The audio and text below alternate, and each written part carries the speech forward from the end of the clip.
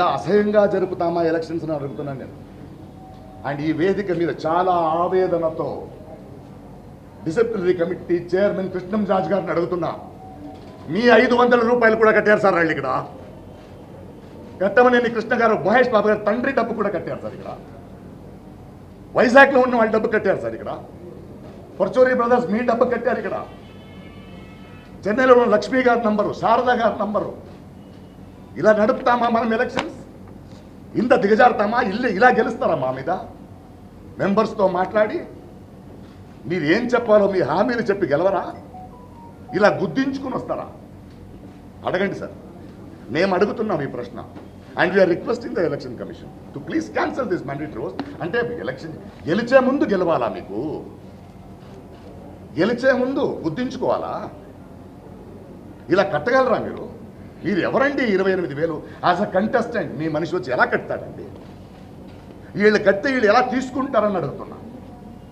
ఈ 28,000 ఒకటి కడుతున్నప్పుడు ఆ మిగతా 56 మంది మీకు లెటర్ రాశారా? ఇలాంటి ఒక ఫలానా మనిషి వస్తాడు మా డబ్బు కట్టాలని. 500 రూపాయలు. చెన్నైలో ఉన్న శరత్ బాబు గారికి ఫోన్ చేశారు.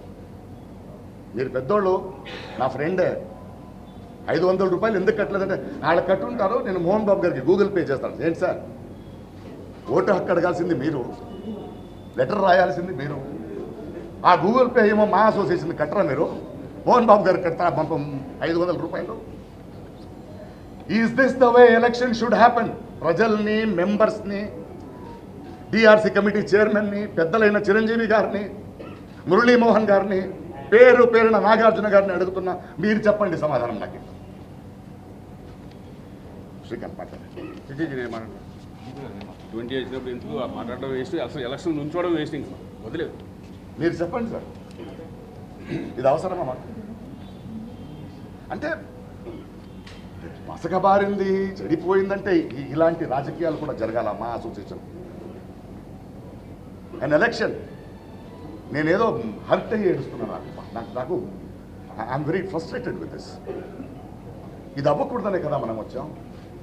వెల్ఫేర్ ఆర్గనైజేషన్, కలమ్మ తల్లి బిడ్డలు, అందరూ ఒకటలు, ఆర్టిస్టు, సున్నితమైన వాళ్ళు ఇలా గుర్తించుకుంటారండి. 60 ఏళ్ళు దాటిన వాళ్ళని ఆదుకోవాలని, పెన్షన్లు ఇవ్వాలని, వాళ్ళని కౌగలించుకోవాలని, వాళ్ళకి కావాల్సిన ఉపాధిని కల్పించాలని మనం ఎలక్షన్ నుంచి ఉంటే వాళ్ళను కూడా ఇలా వాడుకుంటారా?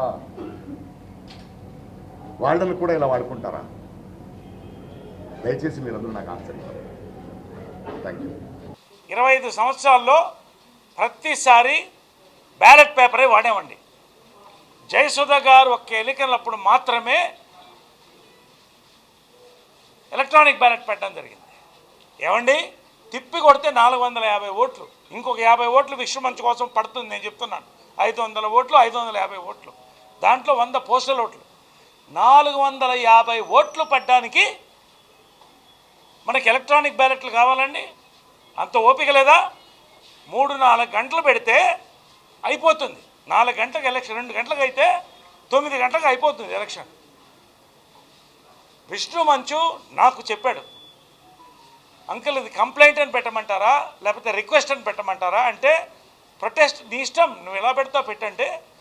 అతను ఒకటే చెప్పాడు, ఏమీ లేకుండా ఇంత డ్రామా చేస్తున్నారు, ఒక్కసారి బ్యాలెట్ మిషన్లో కౌంట్ అయ్యి మనం గెలిచిన తర్వాత అనాగందరగోళం చేస్తారండి వీళ్ళు. అటువంటి బ్యాచ్ అక్కడ తయారయ్యారు. కాబట్టి నాకు వద్దంకుల్, నాకు పేపర్ బ్యాలెట్ కావాలా అన్నాడు. అది చెప్పి పెట్టు అన్నా, ఖచ్చితంగా పెట్టు, ఎందుకంటే కరెక్ట్ అది. ఏమీ లేకుండా 2 సంవత్సరాలు పెంట చేసి ఇన్ని పనులు జరుగుతుంటే ఇప్పుడు మళ్ళీ అరవల్లో సామెత ఉంది, తెలుగుతో పాటు మాకు అరవం కూడా బాగవచ్చు. విడియ రామాయణం కేట సీతకి రామన్ సిత్తప్పనని. పొద్దున దాకా రామాయణం విని రాత్రికి రాముడు సీత పెద్దనాన్న అన్నట. అలా ఉంటుంది, మళ్ళీ ప్రారంభం అవుతుంది ఇక్కడ. అది వద్దనే ఒక ఫ్రెష్ ఉద్యమం చేసాం, మంచి ఉత్సవం చేసుకున్నాం, భవనం కడదాం అనే ఒక మంచి ఆలోచనతో వద్దంకులు ఈ తలనొప్పి నాకు వద్దు, దయచేసి పేపర్ బ్యాలెట్ పెట్టండి అంటే ఎస్ మీరు పెట్టండి అన్న. అందుకనే వచ్చాను ఇవాళ.